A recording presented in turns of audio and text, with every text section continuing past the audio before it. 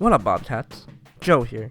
The finale is coming soon, but I just wanted to see if we were still relevant and share this collection of scenes as like a bonus episode or something. Also, hello YouTube! You're seeing my face today. And, as an added bonus, there's going to be visuals with each individual scene that we're doing today. It's not character stuff, it's mainly just the backgrounds. But, you know, anything to make it fun and fresh. What this is a collection of a bunch of scenes from the first drafts of some of the episodes that didn't make the rewrites the cast did, but I still like.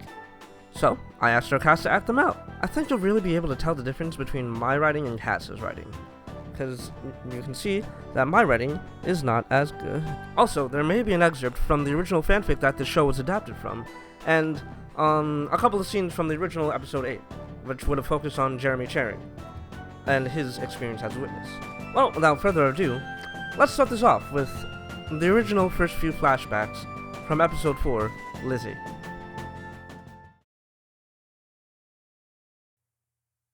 Growing up, I've always wanted to be a teacher, but I could never figure out what subject, so I decided to go for early childhood education. When the time to find a college came around, I chose Mayweather. It wasn't too far from home, and their education department was fantastic, just as good as their law program. My freshman year was pretty basic, did a bunch of prerequisites.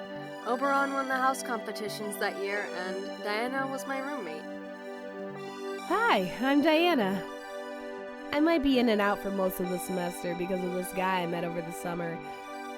He goes to school in Pittsfield. For the most part. She got better though, so I wasn't completely alone.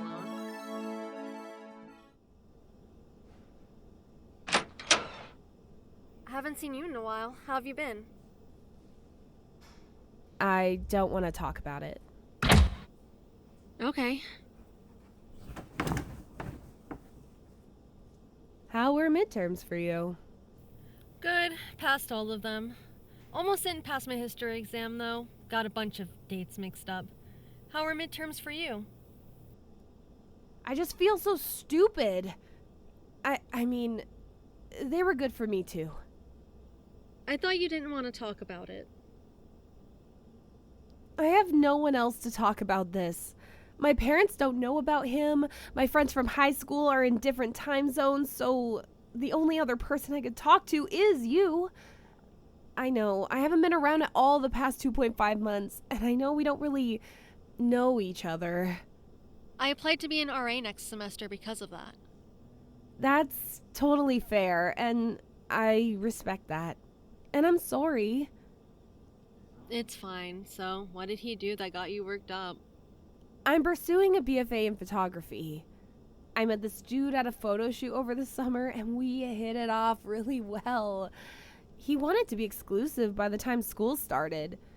Things were going great until last week. We weren't talking as much as we used to. I thought it was because he was busy with his schoolwork, because I was busy with mine. But then last night, he invited me to his frat house today at 6 to take some pictures at this event they were holding. Turns out, it was a fucking orgy. I mean, what other kind of orgy would there be? Shut up. Anyway, the reason why we weren't talking that much was because of one of the girls that was participating at this orgy. Wait. So he hooked up with this girl while you guys were together, invited her to participate in the orgy, and then invited you to take pictures of all of that? Yeah, pretty much. He knew I wasn't about that life. Is he dumb? Yeah, but I feel just as dumb for wasting my time. Listen, you are better off without him in your life. Remember, he cheated on you and then asked you to take pictures at his frat orgy. He fumbled you. You're not dumb, he is. And hey, at least you didn't take any pictures. Did you? Well... Diana! It was a paid gig. Do you want to see them? Sure, why not? Check this out. Oh, wow. I didn't think that could go that high. Right? Can't believe I was thinking that I could use these photos for my intro to photography final. Now I gotta find a different subject. I'll do it. Really? I've always wanted to be a muse. Liz, you're a lifesaver. From that day forward, we became good friends, and she actually stayed in our dorm for the rest of the semester. Once the next semester rolled around, I was an RA, and I introduced Diana to her new roommate, Jules.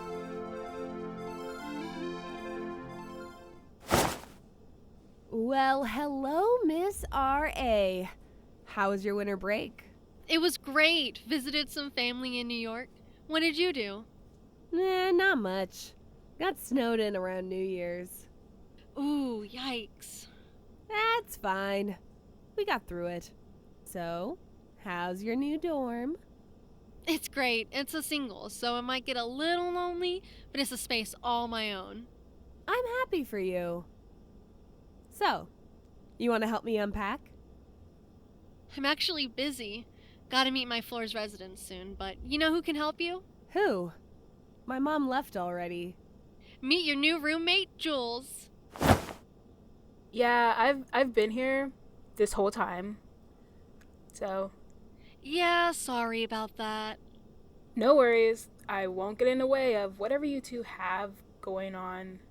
You won't. Because now you're a part of it. Wait, what? Huh? Huh? Huh? I'm not ready for this type of commitment. Relax. I'm just messing with you. But the fact that you just went along with Lizzie's idea of an introduction speaks volumes as to who you are as a person. Does it? Hi, I'm Diana. Jules.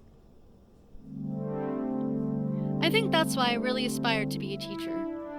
I once had a classmate who was new in town and didn't really have any friends, nor could he really make friends, at first. But our homeroom teacher made sure to make him feel welcome, and after half an hour, it's like he was always a part of our town. I knew Diana was nervous about having to start all over again with a new person, and I knew Jules, being a transfer student and all, was too.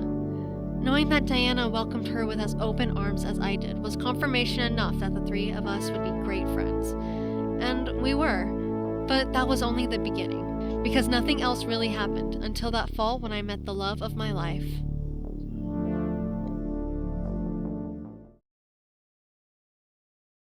Okay. Episode 8. Originally, the series was gonna have 9 episodes, and episode 8 would have focused on Jeremy Charing's experience being a witness and his class of Mayweather Paranormal. But I was taking too long with the script, so we ended up scrapping it. But I still had a bunch of stuff written down, and I think they're pretty good scenes. So I called in some favors from a couple friends to voice characters who needed voices in these scenes, and yeah. And for context, if you haven't watched the show, Percy is Jeremy's roommate and cardinal, and also the president of Mayweather Paranormal. And Tiffany was the club historian, which means she's basically the nosiest person alive. But also, she's related to the Murdoch that led the town into burning Mary Hester alive. So that's fun. There is a line that Jeremy says about wanting to put his $5 in. That is a reference to earlier in that episode where everyone in the club was making bets to see who would hook up first, Jeremy and Jamie, or Percy and Tiffany. So, here are a couple scenes from the original episode 8, Cherry.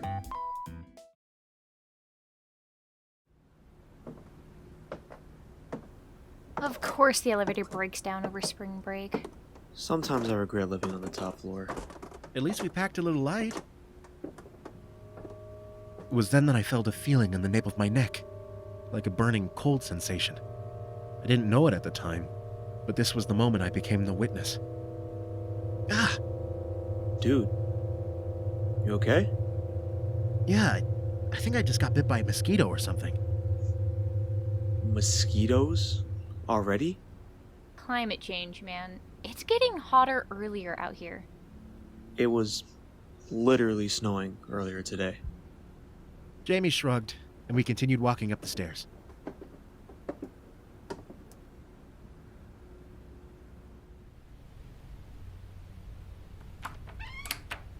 And this is where I leave. I think Tanya's still out of town, so it looks like I have the dorm to myself until she gets back. Sounds peaceful. Or lonely. If you need or want someone to keep you company, I'm sure Jeremy here would love to stick around. I turned to Percy with a disapproving look, and then I turned back to Jamie, hoping I can mask the hope to spend more time with her with the most "can you believe this guy?" expression I could muster. She looked back at me, and I could see she clearly wanted to say yes, but... No thanks. A girl needs her private time. I'll see you guys tomorrow. Night. Night. Dude! What the hell was that? What? She's all alone in her dorm room, and you're both clearly into each other. What better way to seal the deal than being in her space after she was in yours for like a week? Not the exact point. What do you want from me? Subtlety? Tried that, and it wasn't going anywhere, and it still isn't. Why are you guys going so far for us? It's not exactly comfortable having your friend ship you and another friend together. We just want you guys to be happy. After her string of dead-end dates these past few years and your ex cheating on you, I think you both deserve it. Thank you, but also boundaries much? Alright. That seems fair. But also, by the way, Tiff's coming over tomorrow during her break between classes, and I gotta talk about some stuff with her. I knew I should have put my $5 in.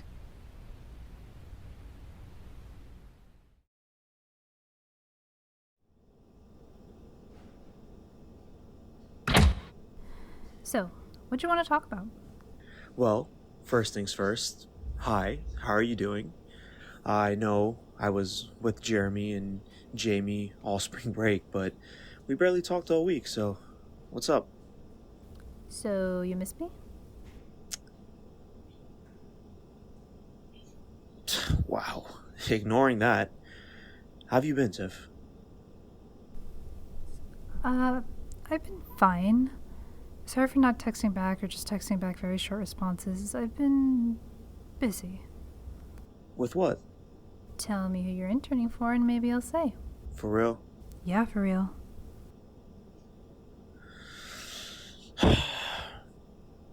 Fine. Goldman Sachs. Damn, good on you, Chief. You know I was gonna tell you afterwards, right? Yeah, but I just love making you make things easier for me. Whatever. So, what were you busy with that you couldn't text me back? I was following a lead. On? Tiffany. Look at me. What's going on? It was a Mary Hester lead. Oh! What? Why are you being so dramatic about it if it's Mary? Jamie looks exactly like her.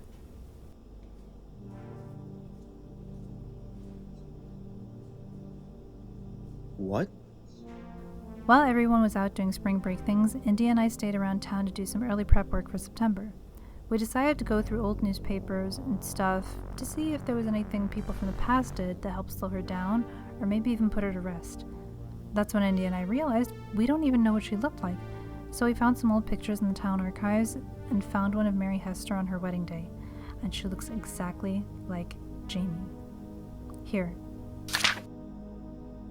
You took this from the town archives? This is a copy we made from the town archives. We're not that reckless. But look at that. Holy shit. Yeah, we weren't sure when a good time to tell anyone this was, but it's best you knew first. We still don't even know how to tell her. So Jamie's related to Mary Hester? Maybe? I don't know.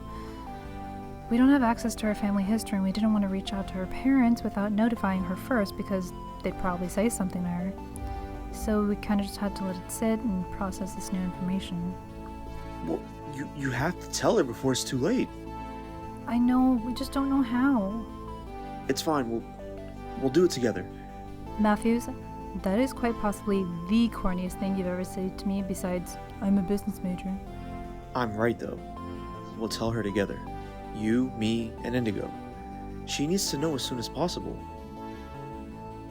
Yeah. And now, I'm about to say something even cornier.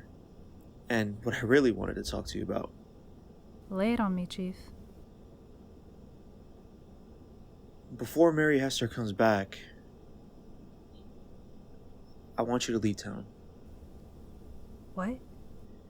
She's tied to the school and probably the town as a whole. And you said it yourself. She'll probably come after you first because of what your many great-grandfathers did. You'll be safer if you weren't around. Apply for some online classes. Where would I go? I've lived here my entire life. Come stay with me in New York. She can't reach you all the way there. But what about everyone else? I can't just abandon them. They're invited too. But you especially. Percy. Look, it's up to you. I can't make that decision for you. If you want to stay and fight, that's fine with me too. Just stay safe. Please. I need to know that you're going to be safe. I'll think about it. But more importantly, when do you want to tell Jamie? And how do you think she's going to take the news? I don't know. We got about half a year. Maybe we should tell her tonight. I'll let Indy know. Okay. Where is Jamie anyway?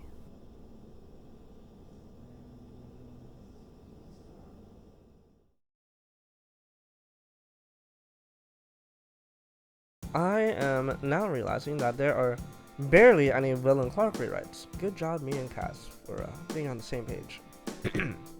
So to rectify that, and also to give Josh something to do, here is the ending of the original Smosh fanfic, written by Cass Cryptid years and years ago, as read by Joshua Chamberlain.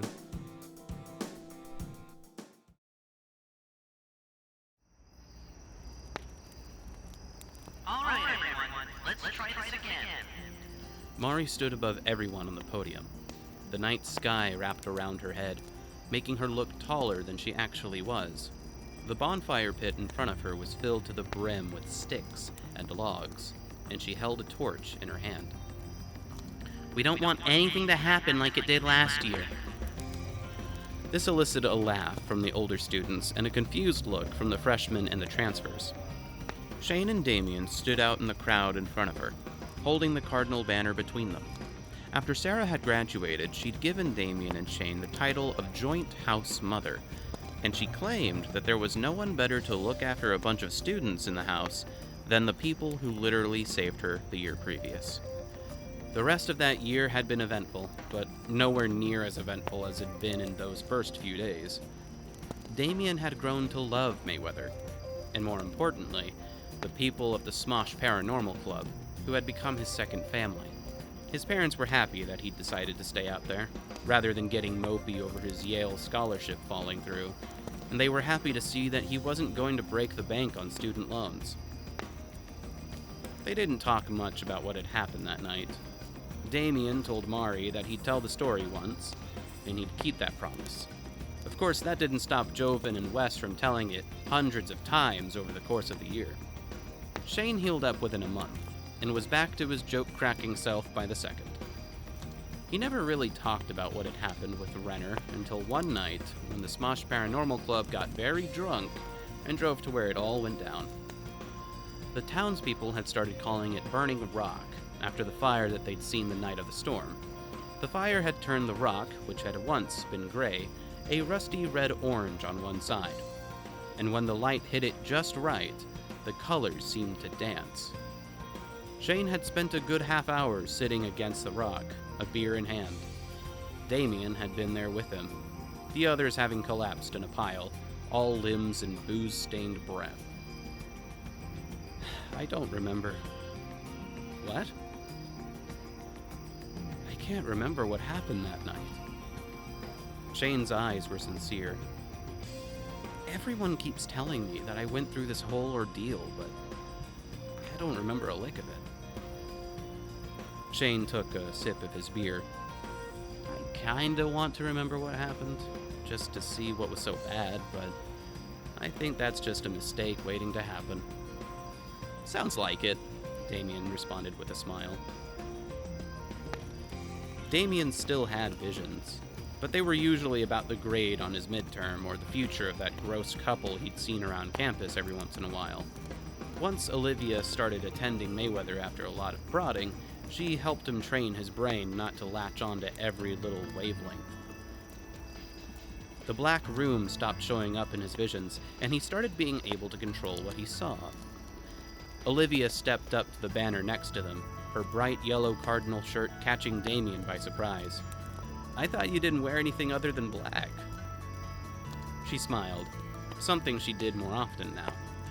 I'm starting to warm up to the color. A voice from the crowd caught Damien's attention. Hey Mari, shouldn't it be illegal for Damien to play since he's psychic? Damien looked over to see Joven standing under the banner for Oberon. This got another laugh from the older crowd.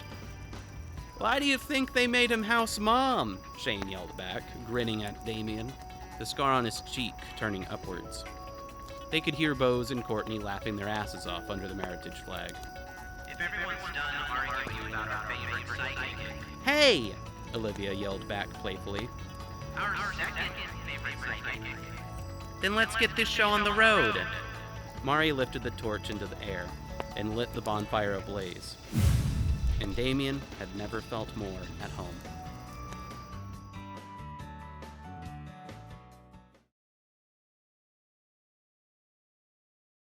Maybe I should have Josh reading the whole fic as like a bonus episode or something. Or even have a whole cast read. That would be fun. We'll see. I know Indy said that she wanted to do something like that when I first gave him the script. Anyway, hope to see you all for the finale of The Ghost of Mayweather, coming by the end of this year. I swear on my life. Script's almost done. And then it's just a matter of getting everyone to record. We got this. Goodbye.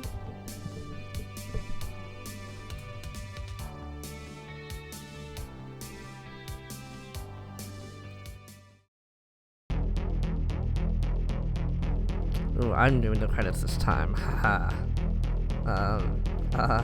How to chat through this?